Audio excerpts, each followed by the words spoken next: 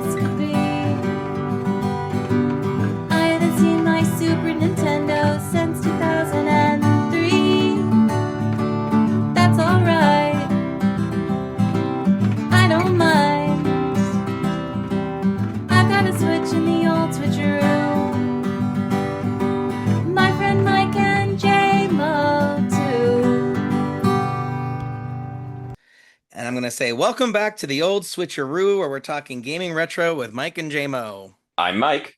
And I'm Jaymo. In this episode of the Old SwitchAroo Lite Switch, instead of our normal focus on the over 300 retro games available on Nintendo Classics, we are celebrating Spoopy Ween 2025 with a special episode all about a one-of-a-kind horror series available on the Nintendo Switch, Bandai Namco's Little Nightmares, in an episode we are calling The Kids Aren't All Right. Now, Mike, you have very little familiarity with Little Nightmares, but I believe you have a long history of surviving scares with our returning guests. Would you like to reintroduce her? Yeah, so we're bringing back Riri Hi, thanks for having me Yay. again. for surprisingly little Zelda. Yeah, Zelda is forbidden from the topics. So we're all horror fans, are we not? Correct. Yeah. What's your flavor of horror? Like Little Nightmares is very much like Tim Burton, kind of spooky, not scary, as my wife would call it, and that's her jam. She doesn't like to be terrified, but she likes to be kind of gently creeped out. So Riri, what are some of your favorite franchises?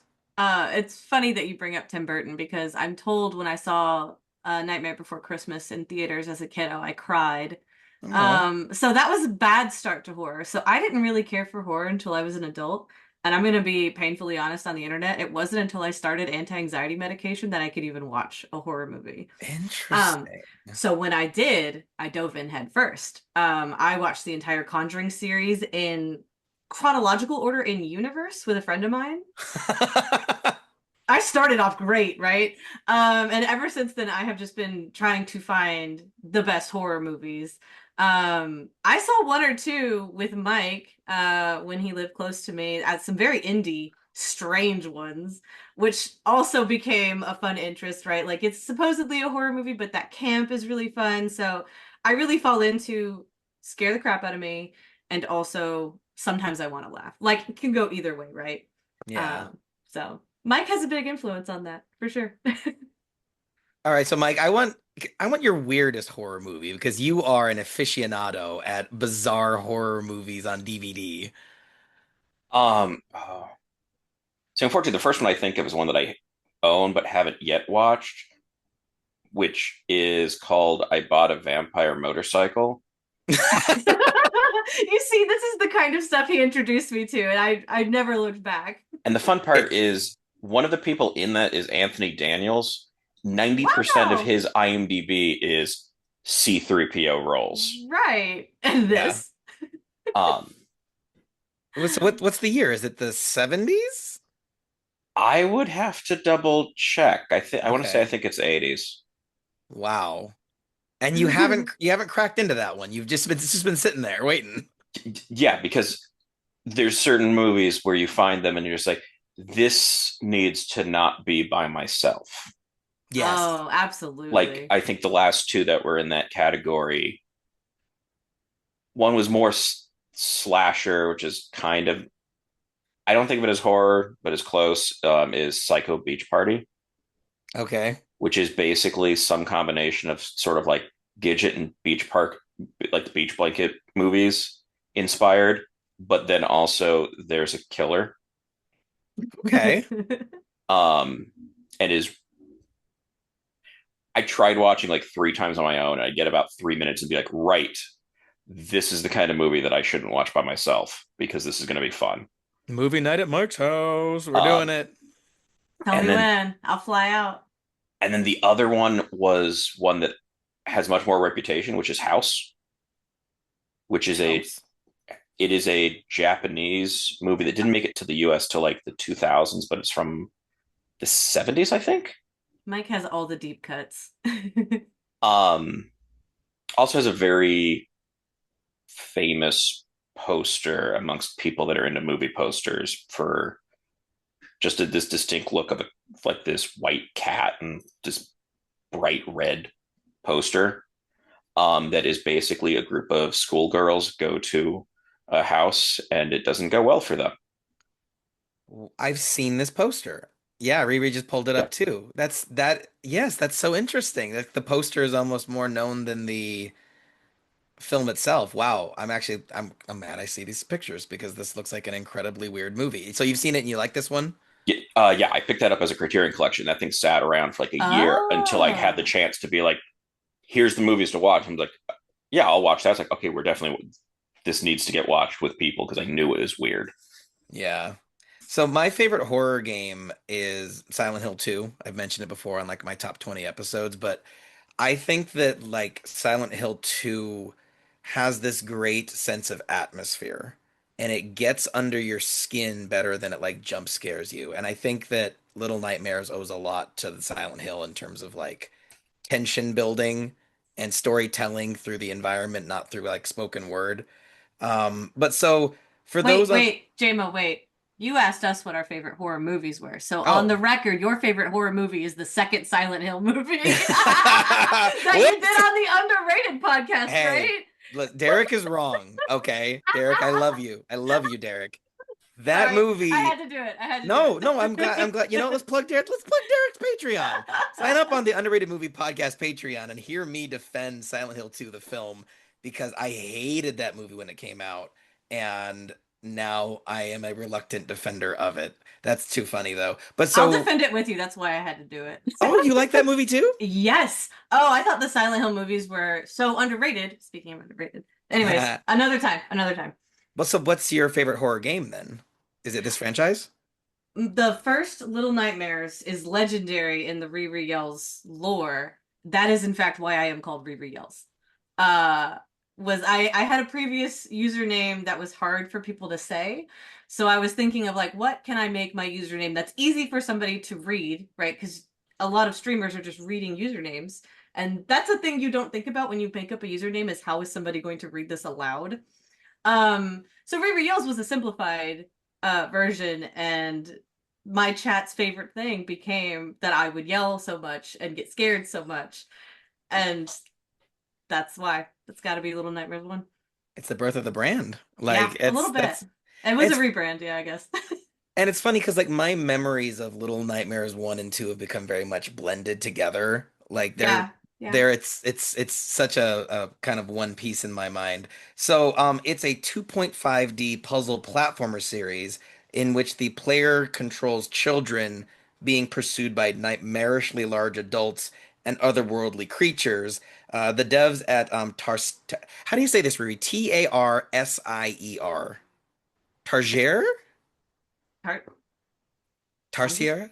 I'm She's just gonna look it up. well, that studio cited the Studio Ghibli film Spirited Away as a major inspiration, including the maze-like environments, the deformed, long-limbed adults, and the themes of gluttony and neglect.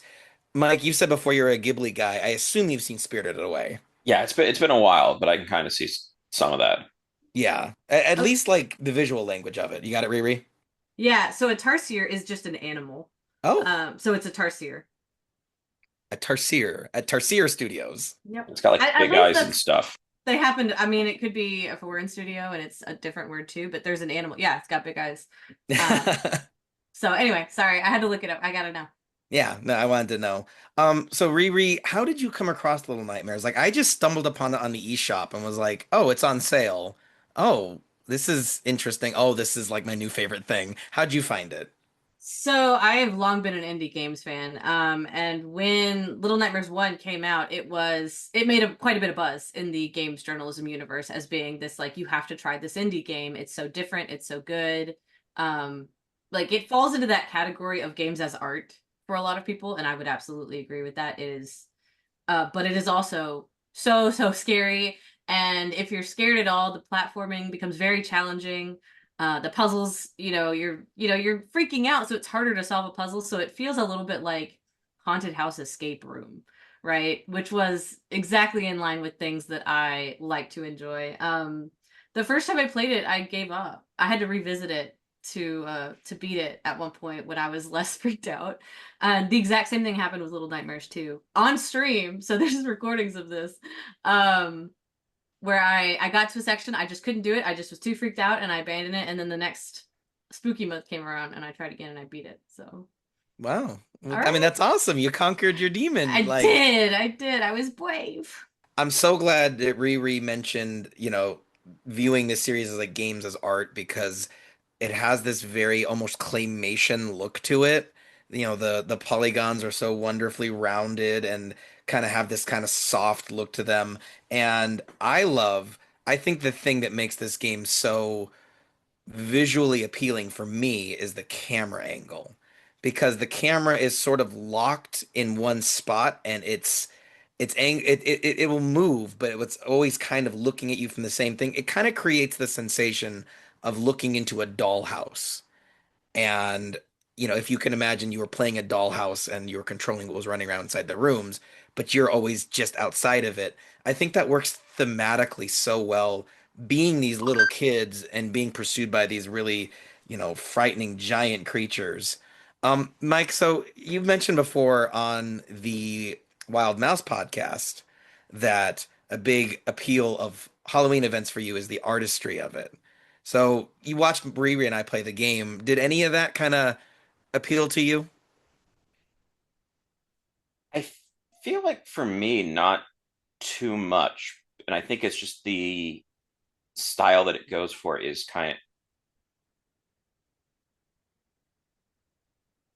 it feels like it's a lot of sort of gray, brown drabness to me.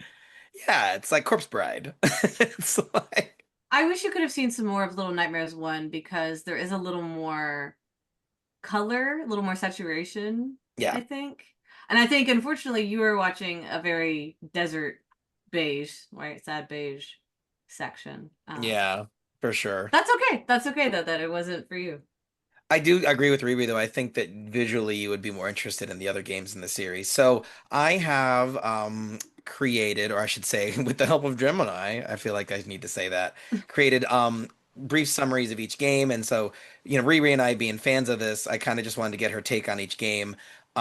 So the first game is 6, a small girl in a yellow raincoat awakens and begins her escape from the dark depths of the Maw, a sinister ocean vessel. After evading the sightless, long-armed janitor who's, is this too much? This feels like a lot.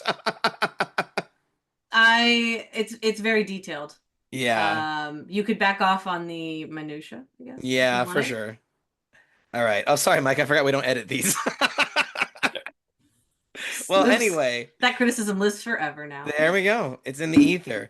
But anyway, Briggs' premise is that you're this little girl escaping from this kind of horrific cruise ship where these giant gluttonous people are trying to eat everything, including you.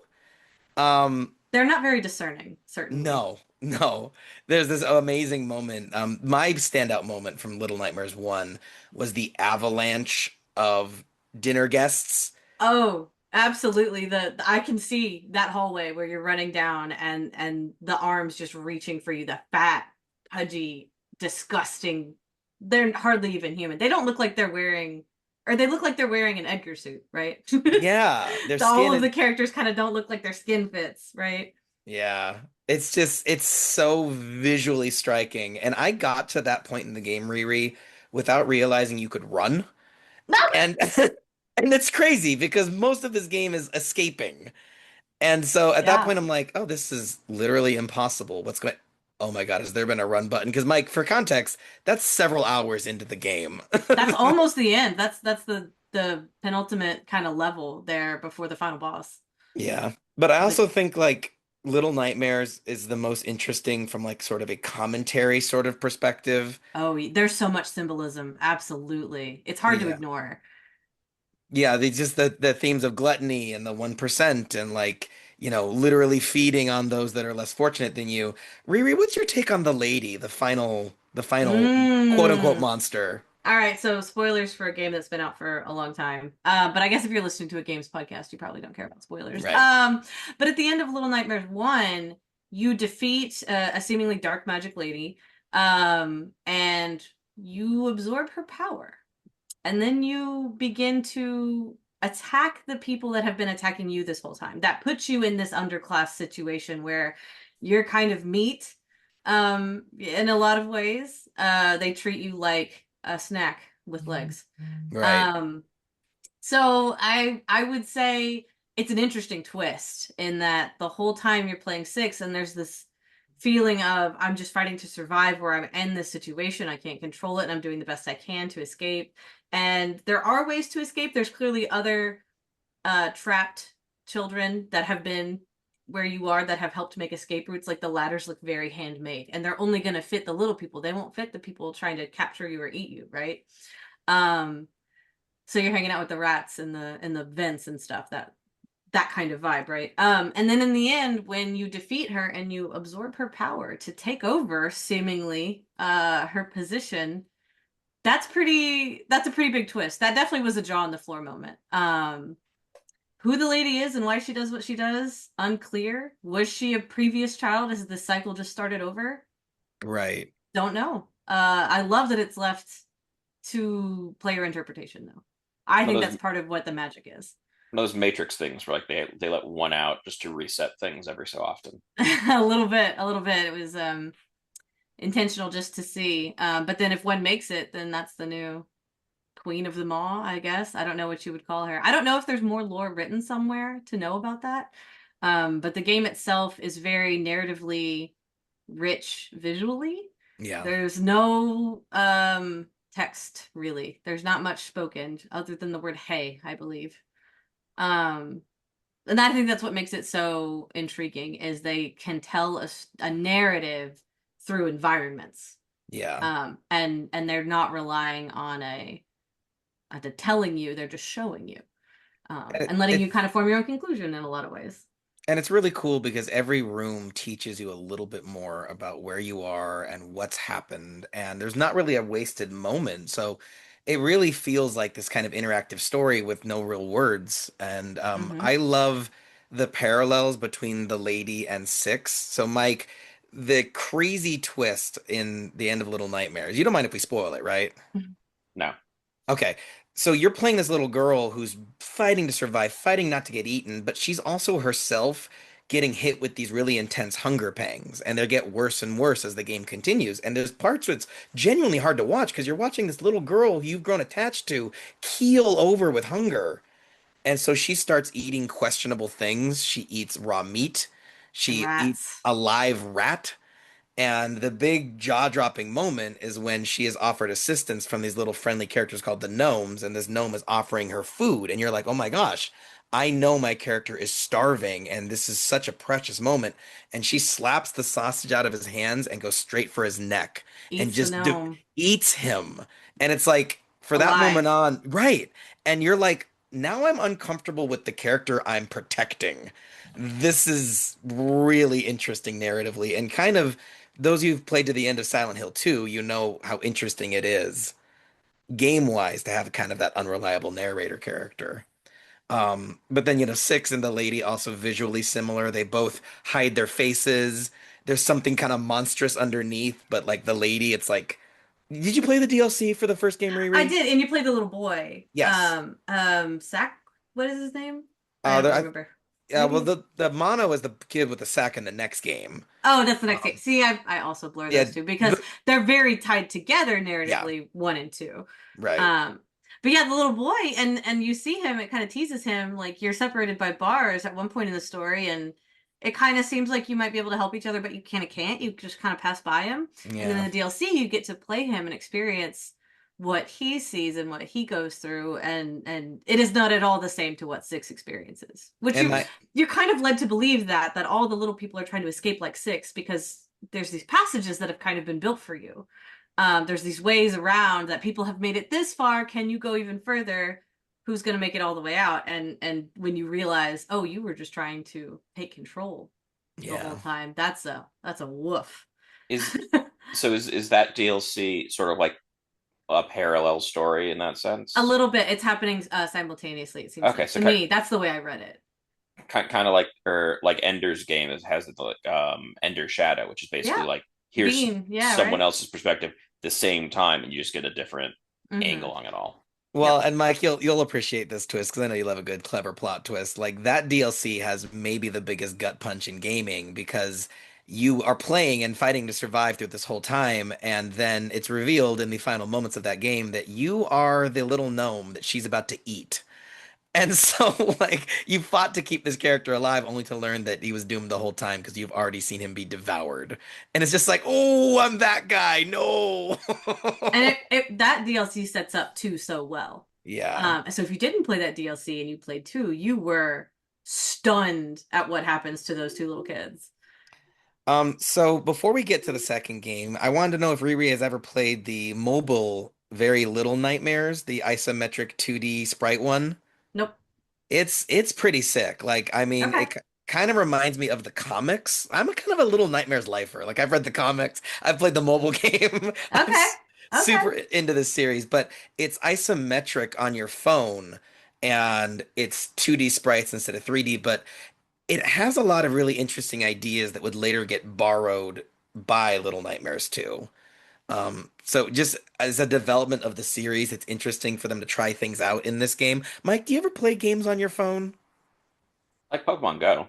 Oh, okay, but nothing ever like narrative. No. Have you Yeah. ever played the room games that are Oh, like he's just little played kids? those. Yeah, those are great. Those are Uh, also phone. You might have played them on Steam. They're on Steam I too, played but it on Steam. they're yeah, also I perfectly good on a phone, which is really fun. Fun puzzle game. yeah. But even though Little Nightmares is apparently like the original game completely on mobile, if you're a fan of the series, I recommend you don't sleep on it. It's pretty cool and works better than you think it would. So then Little Nightmares 2 came out in 2021, and I could have sworn, Riri, didn't you think this game was two-player couch co-op? I could have sworn it was. I don't remember doing co-op. I remember it having two players, and I remember saying, this seems like it should have been. Right. It seems like it was designed to be, and it, for whatever reason, didn't work out, wasn't. I might have swapped controllers, like couch co-op in that way, where like I try, then you try, I try, then you try. Might have Yeah. done it that way.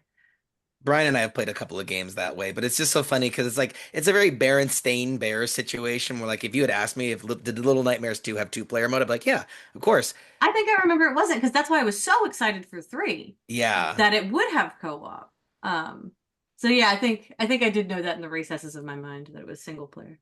So Little Nightmares 2 is where the series delves deeper into the supernatural elements of the game. You are playing as this young boy who is trying to make it to the center of this very, it's not dystopian. What is it? If it's just, Tootsie Pop? It's nightmarish. That's the way I would describe it. I mean, little nightmares, right? Like it's yeah, it's it's a surreal nightmare scenario where it's you against the world, and literally everyone is 4 or 5 times your size. right. And so this is the game with the twist that you are drawn towards these televisions, these sort of spectral televisions that are taking over all of society. Everyone's obsessed with watching these to the point that like their faces start to sag and they get physically deformed by exposure to the broadcast.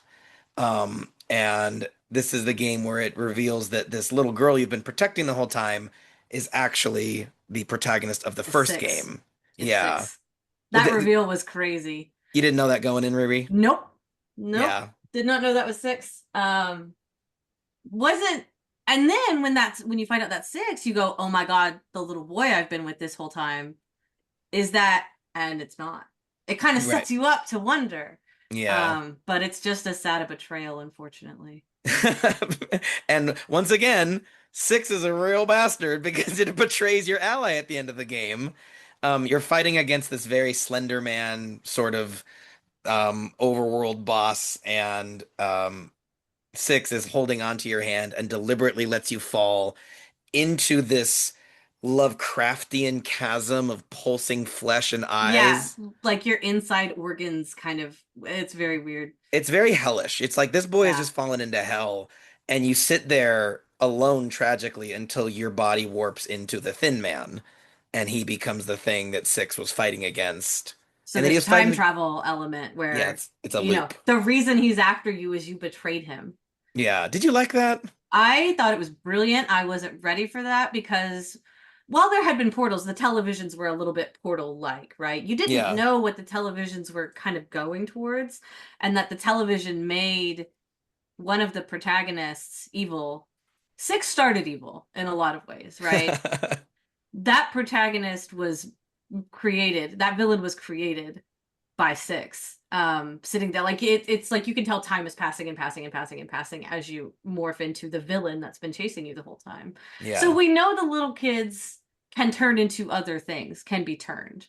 Um, so I am curious to see if what Six becomes after the end of the first one, right? Yeah. What happens to Six? What does she look like after that? Will we find out in Little Nightmares 3? I would tell you if the game would let me beat it. I Riri and I got to the last level. I wonder if that opens things up for the interpretation on the first one to then also be a time loop thing specifically. Yeah, It the could. It could. so Mike, you made a joke about the Matrix and letting one out, right? So I think you might be more onto something than you meant to be, because the Thin Man character, the the monster in Riri, I think he's the reason Six becomes monstrous. Because there's a moment he grabs her and there's this frightened shadow left behind. It's almost like Six's innocent self. Yeah. And Yeah. So it could be stuck in a time loop, right? right. The Slender Man tries to get her because she betrayed him. But that's the thing. I think that's the But to her perspective, Slender Man hurt her first. right, but that I think, and I'll be so stoked if I'm right. I feel like we might eventually learn that Mono slash the Thin Man didn't do that to out of revenge. He did that to empower her to defeat something else. Or to stop her from hurting the kid and stop the loop, Yeah. break the cycle. That was my interpretation, was he's trying to Oh, break the cycle. break the cycle. But they're stuck in a time loop. Yeah. Or at least he is. So then that leads us to the Little Nightmares 3, which came out just a few days ago. As of recording, it was like it's 10 days old.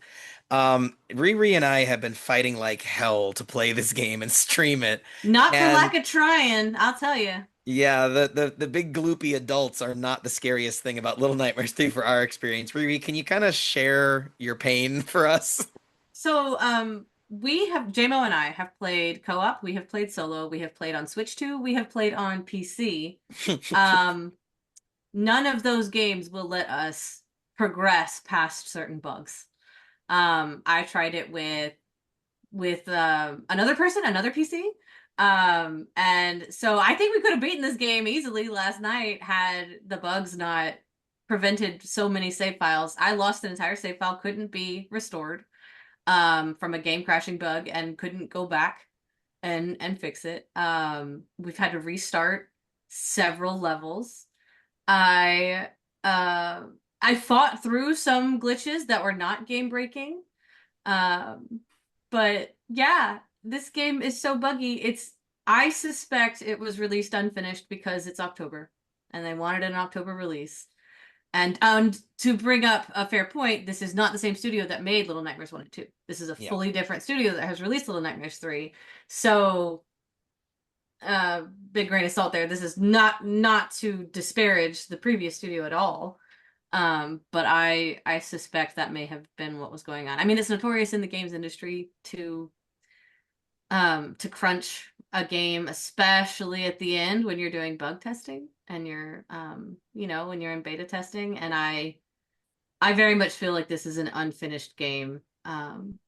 And I am very sad about it. I wanted to like this game so much. Mm, So to ask about like one of those bugs that you guys were having, that the one that was involving having to restart levels, which Hmm. seemed to be that events that needed to happen for like cutscenes and stuff would not trigger right for one person but not the other. Is that what that was doing? Or Well, no.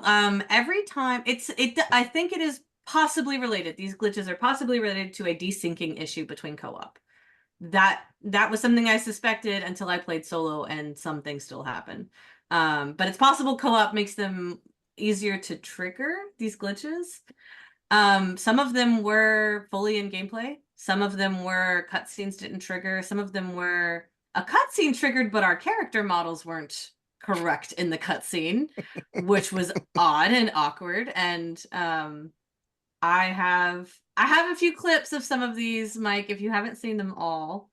And Jaymo, you may not have seen all of the ones I've got. And we can We can watch them and you can see what we were struggling up against. Or we can't really with our setup. Yeah, so Yeah, let's what they watch said. Okay. those later and we can Okay. link to them. And Okay. yeah, We'll do that. but my favorite was last night on the Switch version. And I I found the Switch 2 version to be less buggy than the PC version. Yes. But it led to its own little heartbreak of Riri having to download the friend pass because that's the nice thing. So this is the next line of this trend that It Takes Two and Split Fiction has capitalized on of like let's make a really rich co-op experience that you couldn't really do split screen. Everyone needs their own system, but we're going to give your friend a free way to play the entire game as long as you're playing with them. I like this idea. I'm totally on board for it. But so Riri downloaded the Little Nightmares 3 Switch Friend Pass and was told she could not play with me because she did not download the Switch 2 version of the Friend Pass. Which The it lo didn't explicitly say that. We had to troubleshoot for a minute to figure out that's what happened. and the icons on the Switch home screen Identical. identical. Identical. Identical in the Switch home screen. On the eShop, there is a little red banner for Switch 2. But the Switch 2 is so new, it didn't even occur to me to look for a separate game. Yeah. Or that, especially because the title was so long, like, Well, and let's not forget if you search for I Little don't know. Nightmares 3 on the eShop, it doesn't come up. Doesn't come up. If you do the numeral 3, it does not come up. So you have to do Roman numerals or just Little Nightmares, and you'll get a whole bunch of things. There's a lot of DLC. There's a ton of content for this game that you can pay extra for. If you could get the base game to work, you could see all those things. So all this is to say that to get the game started together, it was like an extra hour and a half of legwork. And then we're playing, and my favorite glitch that Riri had was that her character sat on the ground for some reason, being a cool kid, and she's scooting around like she's driving a Mario Kart. It's just she's and it's just sliding across the ground. So I really hope they patch the hell out of this thing and get this to a point that that's not interfering. But I think I cracked the glitch, Riri, of the vent and the event that was not occurring when we were in the chase sequence, and you had Okay, this. so there was a villain chasing you, and Yes, something had to happen to be able to progress. And the yes. villain was not doing the thing that allowed us progression, and at one point it did. So Suddenly we went, oh my god, that was how you get away the whole time. so I don't think it was a glitch. I think it was bad programming because I Oh, noticed when I that's went. that's a glitch. That's Well, that's a fancy word for glitch. let me explain why. When I went back through alone to get to where we left off on the PC version, so you and I could jump to the Switch version, um, I realized that she will only break that pipe if she's in the background. But the depth of field is near impossible to tell that you need to do that. So I feel like And when that's you're that's that's not that's not intended. no, there's no way that's intentional, especially because I have the clips. She grabs that pipe every time she walked by. It just didn't break every time. Oh, okay. I didn't see that. See, you Yeah. got the receipts. Okay. So no, that was absolutely game breaking. And the only way to resolve most of these game breaking glitches was to reset to a checkpoint, which means you had to do something again. I mean, we were already doing it over and over again because we were dying, getting caught. Um, I ran into one with my husband where resetting to checkpoint did nothing. The glitch persisted, and there was Oh. no way farther back than that. That ended that game save, and we had not made it out of the first level yet. I was Yeah. so upset. Again, I will put this out there. It could be my computer. This could be fully my PC's fault. I built it myself. It might be haunted. I don't know. Um, so I'm not saying this game is broken on Steam, don't buy it. I am saying this was my experience, and I am pretty disappointed with it. Well, and and again, a huge fan of the series. So everything I'm complaining about, I really want them to fix so people can Same. enjoy this Oh, game. Yeah. give me a patch. I'll replay it, and I will rewrite this game. Yeah. I'll revise. But But what's not a glitch is the stinginess with the checkpoints because you solve puzzles in this game through trial and error and error and error and error as you get killed and grabbed and crushed and squished time and time again until eventually you figure out, oh, this is what you had to do. But to make me reclimb the same tall ladder and throw the same heavy object, it's just like that was not fun and it was killing the tension. And you're a horror game. Don't do that. Don't kill I the agree. tension. I agree. Yeah. That is the best feeling in that game was your first couple of times through a puzzle. Yeah. And so when it is working smoothly, when um you're tracking at the same rate as the game is, that's very fun. Yeah. The background environments are very creepy, very spooky. I would say the music is probably not quite up to par from one and two.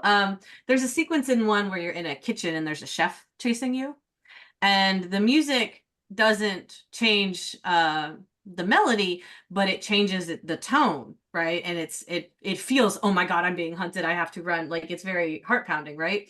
That music is so scary. When we listened to the soundtrack, I said I have to skip this one. I can't listen to it because it still got me. Just the music, you know. Yeah. I never felt that in three, and that was kind of sad because that was part of what made one so special, Yeah. is that immersive environment, including the music. And the music wasn't bad. It just didn't do that, which is Right. which is a hard thing. That's a rare thing for a game to do, right? Um, How much of that do you think is what like the music itself versus if you're already kind of getting frustrated with the game, that the music isn't able to sort of piggyback Not on able to what the game. penetrate. Yeah. I I do think that is part of the factor. I also know, I mean, I told you I quit the first time I tried to play both of them, one and two, and I came back to it. I was obviously frustrated those runs as well.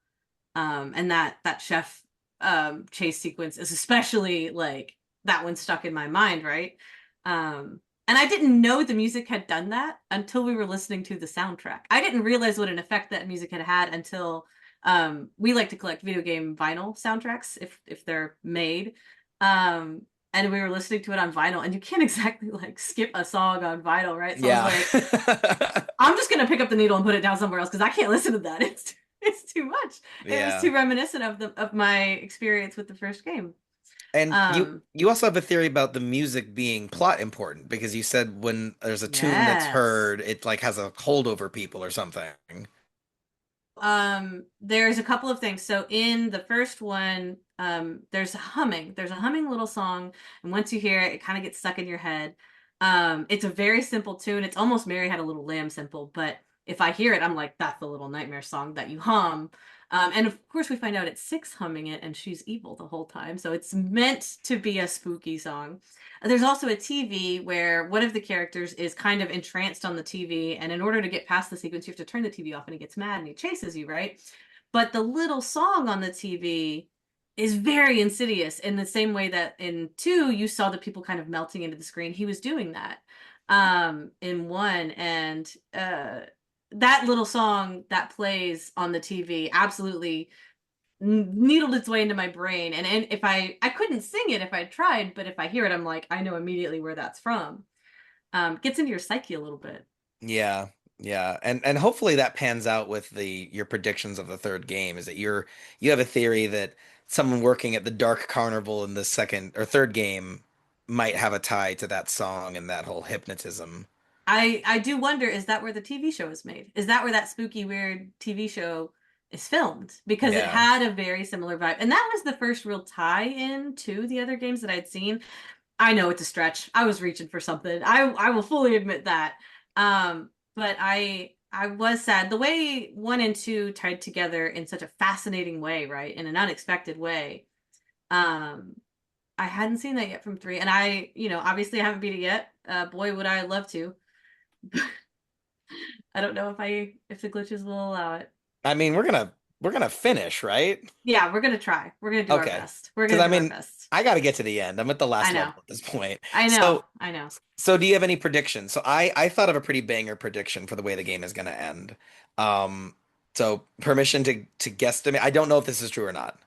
Please do. Um, so throughout the story, you keep Mike, did you see in the streams you watched that like it seems like there's a little boy well, I guess he's always a little boy, but the main character, his name is Lo. He's the one who wears the plague mask. And he's And got kind of a map that he's trying to follow. yes, and he's trying to find these mirrors, and it keeps flashing to him in some room, and there's someone outside. You know what I'm talking about, Mike? Yeah. Yeah. So it's almost implying that like this is all his nightmare. And Riri and I just got to the last level called the Institute. And we don't know what's in there. But I think that Lo is dream walking and you're going to rescue yourself. And we are going to break him out of the Institute and save him from whatever is after him. That's my prediction for the last level. What do you think? I love that. I would love for that to be the case. And it would be a contrast to two, where seemingly the cycle is infinite. If you can break the cycle in three, that would be satisfying, wouldn't it? Yeah, Um, and you definitely are in a padded cell when you wake up from your nightmares. Kind of in several cutscenes where it seems like you've gone unconscious for a minute and you come back. There's a glimpse of this padded cell, um, but we don't know what's going on, and you don't know who has you captive yet. right. So But and then also, what if Six is an adult running that place? that is my expectation that six will be the main villain. Oh, Um, it'd be dope. It would be great. And again, like I was saying, I was looking for tie-ins. There was another hint to that in the carnival level. You start finding ceramic dolls, Oh yeah. which are the collectible from one. You have to smash them to get kind of an achievement. You have to find them all. They're kind of hidden in the level. Same with finding the gnomes, find all the gnomes. Um, so there's little collectibles along the way. They're very minor. That's the only side quest ever in Little Nightmares is these collectibles, right? Well, and you also Um, had this. You thought what you thought was a tie into that with the sausage somewhere in Lo. Jaymo was seeing references, right? Really, I would I say. mean, it's the sausage. It's the Little Nightmares sausage. I'm not Yeah. crazy for going No, you're somewhere. not crazy, and I think it's an intentional reference. I'm not saying it's not intentional. I just don't think that that's narratively relevant. I think it was a gamer Easter egg, right? Yeah. Oh, Like to sure. remind you of that scene because it is kind of legendary. Yeah. What happens with the sausage? Blech. I just thought it and was and fun when you because find out what the sausage is made of too. oh yeah, yeah. But I didn't want to hold it because I'm like, well, I know what happens if I hold this thing. Someone's gonna eat me. Like, you take the sausage. Riri's gonna eat you again. That was something that, to bring up as well is you go through these environments in three and they are seemingly unrelated. They don't seem to serve a greater purpose. As you go through one, you're like, oh my gosh, this is a meat production factory, and these are the steps, and then there's the buffet on the cruise ship at the end, and um, these disparate areas don't seem to connect at all. Like, why is there a lollipop factory? Like, I get it, it's creepy, it's weird that there's mountains of lollipops, and that has a sinister implication, but why? Yeah. It doesn't come up again so far. Maybe it will, and I would love for that to be the case. But And I think the disparate, is that the word? disparate? Disparate That's the way I would nature of say the it. levels, it kind of takes you out of it because the other game, it's almost like this one steady cam shot as you just escape. And so you're really in the tension. And so going from like, you're basically going through the Mario 64 paintings into the next world. Yeah, You lost something there. You lost yeah, that sense of oppressiveness because now but then again, though, it was also heartbreaking when Lo finds the broken mirror and is just so despondent. yeah, And you're like, oh, buddy, yeah. like, it's gonna be all right. I will say mirrors do have a little bit of symbolism in Little Nightmares. And that's how you defeat the villain in one, the lady in one. So and TVs are often, a black mirror. So there's tie-ins there for mirrors to also be portals. Why not? The Yeah. TVs were kind of portals. So thematically, yes, but not strong narratively. Does that make Right. sense? Yeah. Yeah, I think so. That's my thoughts on that. So Mike, hearing us talk about it and watching it, do you think you're gonna ever give it a try? I don't think so. I think because it feels like a whole lot of this relies on stealth elements, Mm, Oh, yes, very much so. and that's just like that's a mechanic that has never particularly appealed to me. Like it stands out as the part that I get frustrated with when it works its way into other games, where I'm like, why did you have to put this in here? Especially because the controls can be a little janky, even in one and two, right? They can be a little finicky. What we experienced in three was beyond a little jank, Yeah. right? It was a So lot to forgive, but I mean, yeah, I'm excited to finish it. I love this series. Like, I just feel like the constant endorphin release of frustration. Ooh, I did it. Like every little room is its own little emotional journey. And so, you Did know, you feel like the rooms were kind of easy though? Most of the puzzles were a little simple. I'm okay with that. I Okay, really no, am. that's fine. That's valid. Yeah, I've really as I get older, I've come to appreciate a game that's a little gentler with me. And like I think that this series we didn't really talk about it, but through all three of them, I think most of the puzzles are just challenging enough that you feel just kind of naturally clever, and it never really feels like the term moon logic for solving things, Sierra, right? Yeah. Yeah, I feel like the game's never really guilty of that. There's always some cart or something to light or some thing to climb or pull on, and I don't know, it's just I think it's like an escape room, and that's why I thought Mike might like it because I feel like you're good at those. How much of that is puzzles in the sense that you really feel like you have to sort of sit there and work things out, or is it just try things until you find out what works? I don't know, Riri. I feel like it's more like try the timing until you don't get caught is most of the puzzle solving. There are some puzzles where it's a little more like, okay, see if this will reach that button. Okay, see if this is the way to get up to that lever. Where it's a little more take your time and really just assessing the room that you're in. There's nothing chasing you. There's no time pressure. I'm thinking of particularly the one where I had to figure out where to move a TV to block a door. Mm, So the door would not automatically shut. Like that was a good puzzle. It was obvious the TV moved, but you had to move it in the right way, right? So there are a lot of things like that that I think Mike would enjoy, but I would say that's maybe 30% yeah. of the challenge. It's much more often you're doing all of that and there's somebody in the room who will grab you if you make any noise. Which I've done escape rooms like that, where there's like a live actor in there to mess with you, and it really adds a lot of tension. Hey, Rudo. Um, so then, Riri, I know I didn't prepare you for this, but if I don't mind, if I can put you on the spot. So Little Nightmares 3, it kind of feels like right now it's a Nintendo don't for you. Absolutely. Until it's patched. Patch Oh, it. Patch it. I will yeah. revise. Okay. I can't in good conscience recommend this game when I was so heartbroken when we defeated a tough section and we're forced to restart from checkpoint because some mechanic outside our control didn't trigger. And there was Mm, no way to have known that. There was no way to fix that. And again, I ran into it was one instance out of maybe 10 or so pretty rough glitches. There was one instance where the save file was irredeemable. We could not, that's there was no resetting after that. And again, I will give the huge caveat. I played it on PC and I built my own PC and there could be ghosts in the machine. I don't know.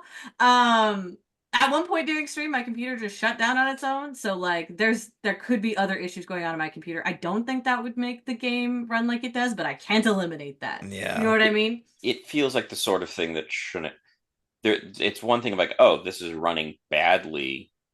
It's That's not the running computer's fault. badly. But it's like if No, I mean it's the not graphics doing were on yeah. ultra, right? Just naturally the settings of my PC, it's got good hardware. It was running on ultra. That was just what it started me on, and I didn't change it because it was running fine But yeah, like until it wasn't. something where something's supposed to trigger and it doesn't. That That doesn't seem like a graphics issue. that doesn't sound like a computer issue to me. It doesn't sound like it to me, which is why I'm saying this. If I thought it was just my setup, I would be like, you guys, wasn't that so funny how my computer pooped itself trying to play this little indie game? I don't think that's the case. I think other people are also experiencing these bugs from what I have seen. So, Well, let us know in the yeah. comments if you're also being tortured by the bugs.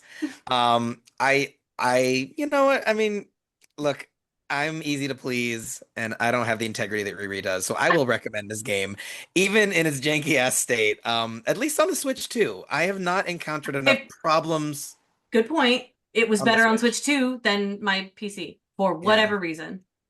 The real littlest nightmares are the glitches we saw along the way. Oh my God, they are I know. nightmares. I will say my experience with Little Nightmares 1 was it didn't run great at all on Switch.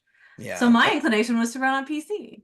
Oh, and they just released like a enhanced edition or something of the I haven't original. tried that. I haven't tried that. Okay. But Is the it just loading screens on one were almost intolerable because yeah. dying was such punishment to have to wait so long to try again. Um, so for whatever Yeah. that's worth. Well, so we'll make that a tie. So join our Discord and vote on whether or not Little Nightmares 3 is a Nintendo or a Nintendo don't. Um, anything else to say about Little Nightmares, the series, you guys? I'm still a huge fan. I hope nothing but the best for, the future of this game to get patched and to do better, and maybe we'll have lots more. It'll be awesome. I want that. I would love to see that. But I'm also very much looking forward to Reanimal, which the original dev team from 1 and 2 is putting out soon. So, Reanimal? Reanimal. What is Keep an eye out that? for it. Ooh, it's a new spooky game. You might like Ooh, it. that sounds good. Mike, Here's anything else about Little Nightmares? here's my question on it. So with three games, and I guess now it's sufficiently being treated as a property that it's different studio developing, if it's different developers. And you mentioned comics earlier. Do you think that this would get, and do you think it would actually work to be either like a show or a movie or something of that format that is not interactive? I mean, I think so. I I don't think so. what? I don't think so. I think the beauty of it is in the game. That's why I put it as the games art category. Games as art, right? Because the escape room element of it is completely lost if you're just watching somebody solve it. I think though you could inject enough emotion into these children characters that like you kind of get your blood pumping and the connections between them and just the visuals. I mean, especially if they did something like stop motion. Like I feel I'm like not saying it's not possible. I don't have faith that it would be a good adaptation. I'm gonna make AI make a trailer that you're gonna like. I mean, I think they're gonna have a problem starting with the using AI to make the trailer. Like, Yeah, I already don't like that part. Oh yeah, absolutely. That's the real little nightmare. Yeah. Well, I think we're gonna call that game over for today. Until next time, everyone remember to like, follow, or subscribe to the Old Switch Aroo and rate or review the show wherever you get your podcasts. Riri, can you tell our listeners where to find you? Sure, you can find me on Twitch. My name is RiRiYells, RiRiYells. If you head over to my page, you will see a highlight clip of me yelling at Little Nightmares 2 right at the top. So, if you like indie games, spooky games, come hang out. It's always fun. All right, awesome. And Mike, want to tell them about our website? yeah, so you can also find the website at theoldswitcharoo.com. You can find links to all our social media there, links to the Discord. You can reach us through any of that. Let us know what you thought of this episode, what you're hoping to hear in future episodes as we're filling in before we start the next season. Yeah, it's gonna be fun. And season 4 premiere, I mean, it's a ways away, but Riri coming back for Majora's Mask. It's gonna be I'm, a thing. I'm very excited. And then of course you at the website www.theoldswitcharoo.com, like Mike said, you'll find a link to our Discord where you can talk games, play games, and even make a friend or two. As always, thanks for listening to the Old Switcharoo, where we've been talking gaming retro with Riri, Mike, and Jaymo. I've been Mike. And I've been Jaymo. Game on, everyone.